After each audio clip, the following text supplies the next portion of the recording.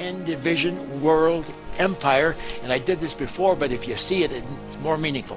1. America, Canada, and Mexico. 2. South America. 3. Australia and New Zealand. 4. Western Europe. 5. Eastern Europe. 6. Japan. 7. South Asia. 8. Central Asia. 9. North Africa and the Middle East. 10. The remainder of Africa. Wow!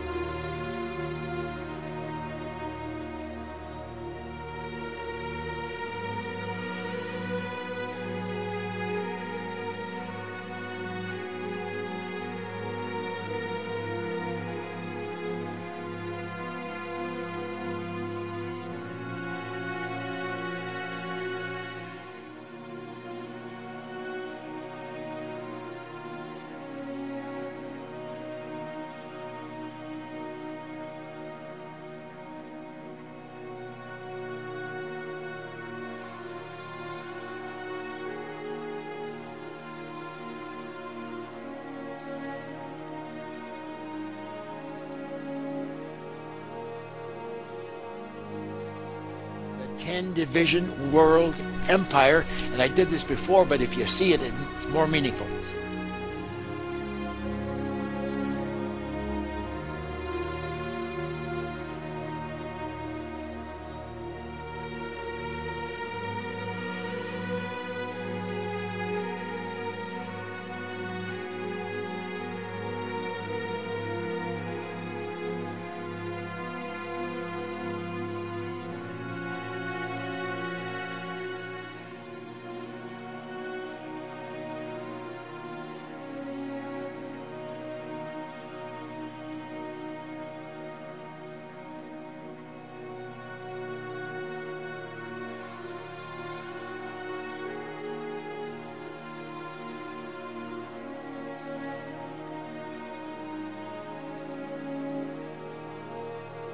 The financial crisis and its dramatic impact on employment and budgets, the climate crisis which threatens our very survival.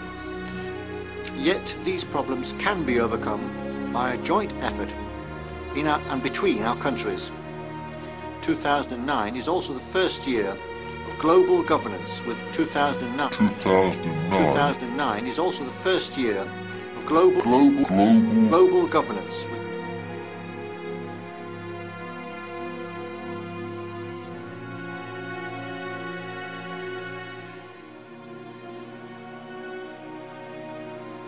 8. Central Asia. 9. North Africa and the Middle East.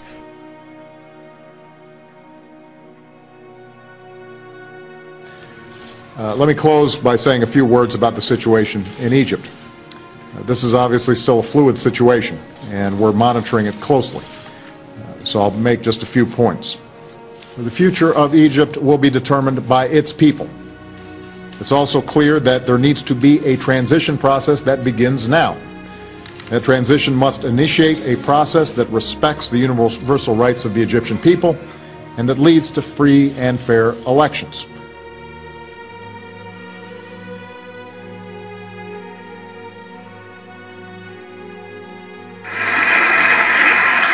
And we saw that same desire to be free in Tunisia, where the will of the people proved more powerful than the writ of a dictator. And tonight, let us be clear. The United States of America stands with the people of Tunisia and supports the democratic aspirations of all people.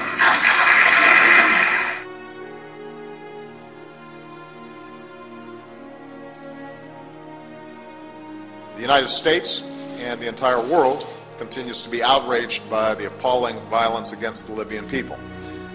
The United States is helping to lead an international effort to deter further violence, put in place unprecedented sanctions to hold the Gaddafi government accountable, and support the aspirations of the Libyan people. Going forward, we will continue to send a clear message. The violence must stop. Muammar Gaddafi has lost legitimacy to lead, and he must leave.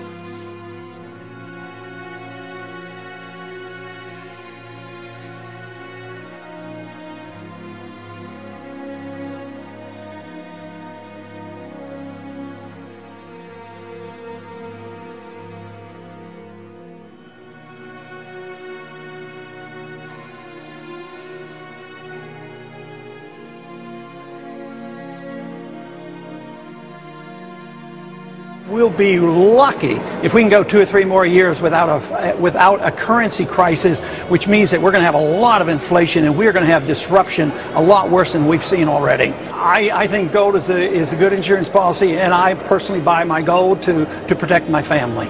What other commodities are you buying? I mean, you've always talked about gold, but what else is out there? Well, you got to buy silver. I mean, and if you're bullish on gold, you've got to be bullish on silver. And silver hasn't even made a new high from 2008 yet.